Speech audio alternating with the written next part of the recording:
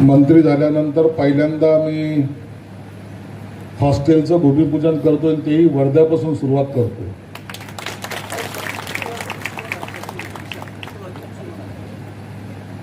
शक्तीपीठ वर्ध्यापासून सुरू झालं, नागपूरपासून काय सुरू झालं, चंद्रपूरपासून काय सुरू झालं, या सगळ्या राजकारणाचा अभ्यासही मला आहे.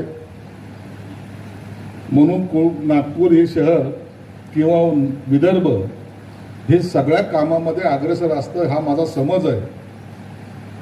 सगळे कामं म्हणजे तुमच्या लक्षात आलं असेल, फक्त विकासाचेच कामं नाही तर सगळ्याच कामामध्ये अग्रेसर असतं.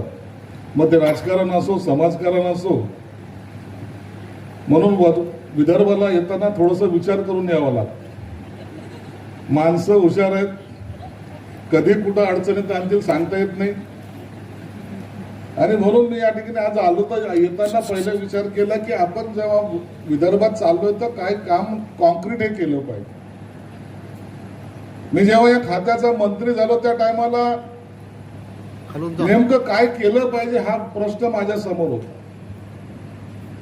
आमचा विभाग असा आहे सामाजिक न्याय विभाग. त्या विभागाकडे पाहिल्यानंतर प्रत्येक जण याच्यावर टीका कशी करता येईल याचा प्रयत्न करायचा. आम्हाला हे मिळत नाही, आम्हाला ते मिळत नाही, आमचे अधिकारी असे आहेत, तुमचे अधिकारी तसे आहेत.